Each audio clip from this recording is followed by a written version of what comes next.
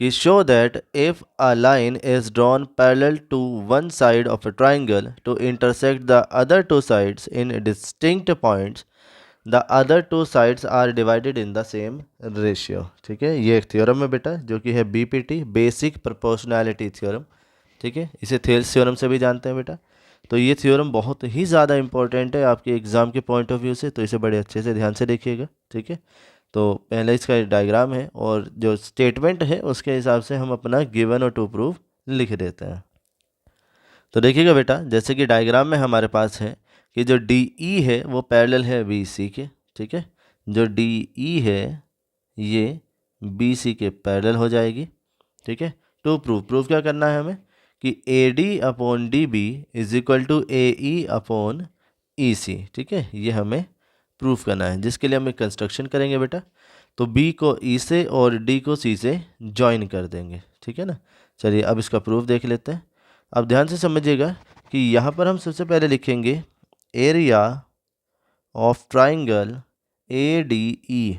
ठीक है, A D E is equal to, अब एरिया ऑफ ट्राइंगल होता है बेटा half into base into height. तो यहाँ लिखेंगे हम हाफ इंटू बेस, बेस बेटा हो जाएगा यहाँ पर ए डी और इनटू हाइट। ठीक है, हाइट इस बेस के ऊपर जो परपेंडिकुलर है मतलब एम ई, वो क्या हो जाएगा, इसकी हाइट हो जाएगी, जिसे हम इक्वेशन फर्स्ट कंसीडर करेंगे। सिमिलरली यहाँ से निकालेंगे area of triangle B D E. ठीक है, बी डी और ई का एरिया। ठीक है, इस वाले ट्राइंगल का हम क्या करेंगे, एरिया फाइंड करेंगे। अब एरिया किस तरह से होगा, वही half into base into height. तो हाफ इंटू बेस जो होगा बेटा वो यहाँ पर हो जाएगा आपका डी बी। ठीक है, और इनटू हाइट। ठीक है, तो जो बी डी वाली साइड है इसे आगे की तरफ रिड्यूस करेंगे तो पॉइंट एम मिलेगा, तो एम ई इसकी हाइट हो जाएगी।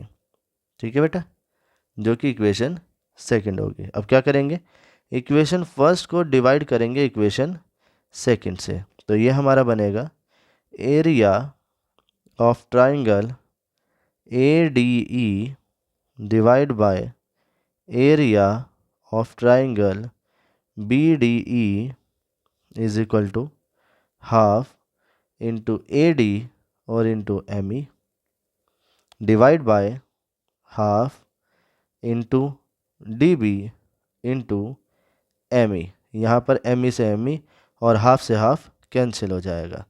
तो ये बनेगा बेटा area of triangle A D E divide by area of triangle B D E is equal to A D upon D B. ठीक है, जिसे हम इक्वेशन थर्ड कह देंगे। अभी जिस तरीके से हमने इसकी लेफ्ट वाली साइड के लिए ए बी के लिए कराया बेटा, सेम ऐसे ही अब इसकी राइट वाली साइड ए सी के लिए भी करेंगे। ठीक है, तो यहाँ से हम एरिया फाइंड करेंगे ट्राइंगल ए डी ई का। ठीक है, जो कि अब हम राइट साइड लेंगे तो हाफ बेस हो जाएगा बेटा ए ई इनटू, और जो हाइट है ए ई के ऊपर परपेंडिकुलर मतलब डी एन, ये हो जाएगा। ठीक है, जिसे हम इक्वेशन फोर कहेंगे। Similarly area of triangle C E D. ठीक है, सी ई और डी। ठीक, ये जो हमारा रेड से बना है, तो अब इस ट्राइंगल का एरिया निकालेंगे हम, जो कि होगा हाफ इनटू बेस, इसका बेस हो जाएगा बेटा ई सी इनटू, और इसके लिए हाइट हो जाएगी डी एन, जो कि इक्वेशन 5 होगी। यहाँ से जो 4 वाली इक्वेशन है उसे हम डिवाइड करेंगे बेटा 5 के साथ में, और ये आपका बनेगा area of triangle A D E divide by area of triangle C E D, जो कि इक्वल टू होगा हाफ इनटू बेस मतलब वही आपका A E into D N, और divide by half into E C और इंटू डी एन। ठीक है, डी एन से डी एन और हाफ से हाफ कैंसिल हो जाएगा। यहाँ से आपका बनेगा बेटा area of triangle A D E divide by area of triangle C E D जो कि इक्वल टू होगा अब ए ई अपॉन ई सी के, ठीक है, जिसे इक्वेशन 6 कह देंगे।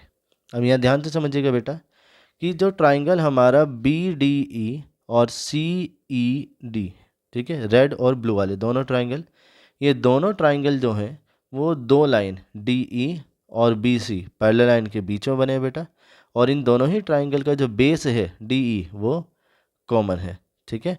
तो अगर दो ट्राइंगल जो दो पैरेलल लाइन के बीच में बने हो और उनका जो बेस है वो सेम है, तब उन दोनों का जो एरिया है वो इक्वल होगा। तो यहाँ पर लिखेंगे कि triangle B D E and triangle C E D are with same base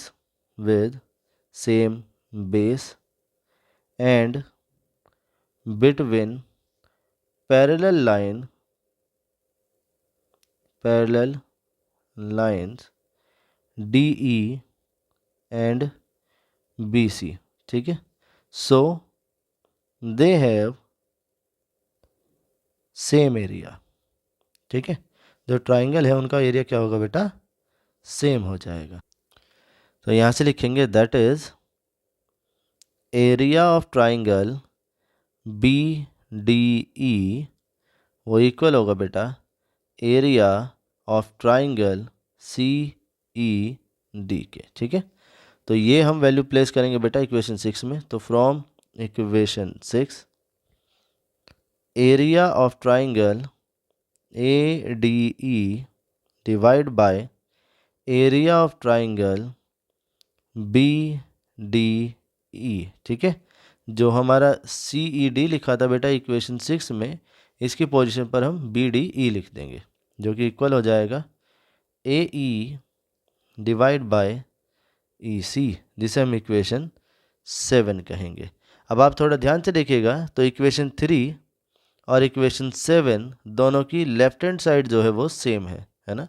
तो यहाँ लिख देंगे from equation 3 and 7, from equation 3 and 7 इनकी अगर लेफ्ट हैंड साइड सेम है तो बेटा राइट हैंड भी सेम होगी।